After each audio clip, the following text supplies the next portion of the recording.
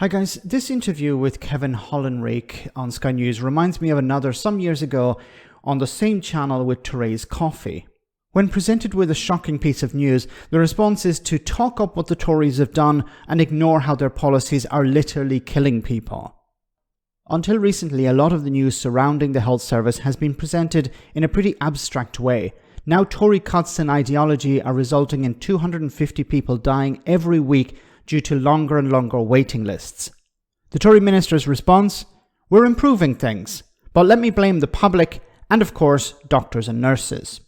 Now, we need to talk about the NHS. Front page of many of the papers today, Royal College of Emergency Medicine saying that in England, every week, more than 250 people are dying needlessly because they can't get out of A&E and they can't get into a hospital bed. Yeah, you've seen huge demand-side pressures. Admissions, attendances and admissions at A&E are about 8% year on year. Huge demand in the system. We're putting extra resources in. There are 5,000 more critical care beds, 110,000 more doctors and nurses working every day in the NHS than there were since 2010. But Jesus, let's think about it for a moment. He's presented with a figure of 250 people dying every week because of the waiting list. And his response is, yeah, well, it's not our fault. There are huge demand-side pressures. It's the same in England, which we run, but also Labour and Wales, exactly the same thing you're seeing. In fact, our stats are a little bit better than Wales.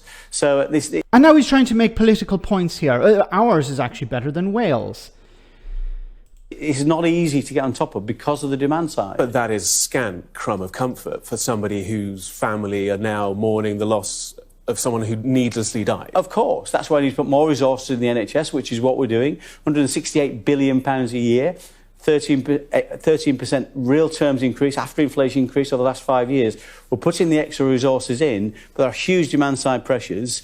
We also need to end these strikes that are causing some of the problems too. There's no doubt over the last year, NHS has been affected in terms of some of the waiting times around those strikes. We need to get past that, make sure the service is firing on all cylinders so people can get the care they need. You need to do more. You need to put more into the system. You've been in power for 14 years, Minister. Well, we are putting more and more in the system. I say, well, it's not enough, surely. Well, you're absolutely right. Demographics mean there's more and more demands on the system. But, you know, that huge increase, real terms increase, 110,000 more doctors and nurses work in the NHS in England every single day than in 2010. Those resources are going in, but demographics mean this is tough. It's not just tough in England, but also Wales and Scotland and across the continent and other parts of the world. Demographics do make life difficult in providing healthcare and social care in our system. My goodness, so his response is, well, you know, it's the demographics, things like, yeah, but the demographics haven't changed overnight. They've changed over the last number of years. So you should be actually watching how the demographics are changing and link funding to that. But of course, you're not doing that. You've cut funding to the NHS in real terms, and you've reduced, of course, its access to workers. You've made it more difficult for the NHS to fill the vacancies that it has to fill, but also in social care. So people can't be moved out of the NHS into social care because social care is an absolute disaster as well, because the Tories have decided to make it a disaster. Now, of course, he doesn't blame himself, he doesn't blame his government, he doesn't blame his party. It's all about blaming the public, blaming demographics. It's the public are putting too much demand on the NHS. And then, of course, he blames doctors and nurses for going on strike. Well, you have to take responsibility if they go on strike. They're going on strike over pay and conditions. If you provide them decent pay and decent conditions, then they won't go on strike.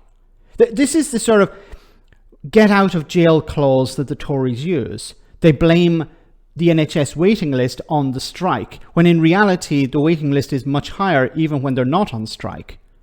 The waiting list has increased dramatically since 2010, and there have been strikes, and of course that is going to add to the waiting list. But the main reason the waiting list is so long is because of people like this guy.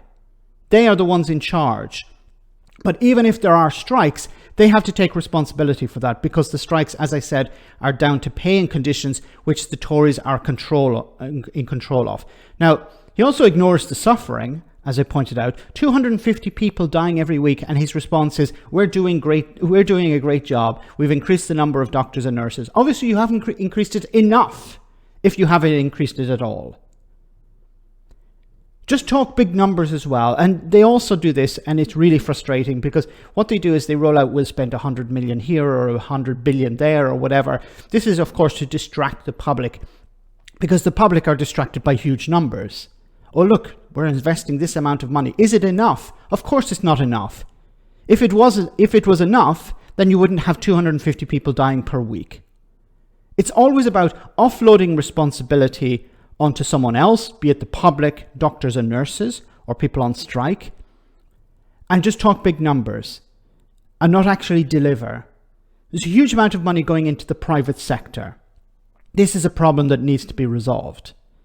But they won't resolve it. And they're not interested in actually doing anything at the moment because they know they're going to lose their seats, they're going to be kicked out of power. So what's the point in actually trying to fix the NHS at this stage?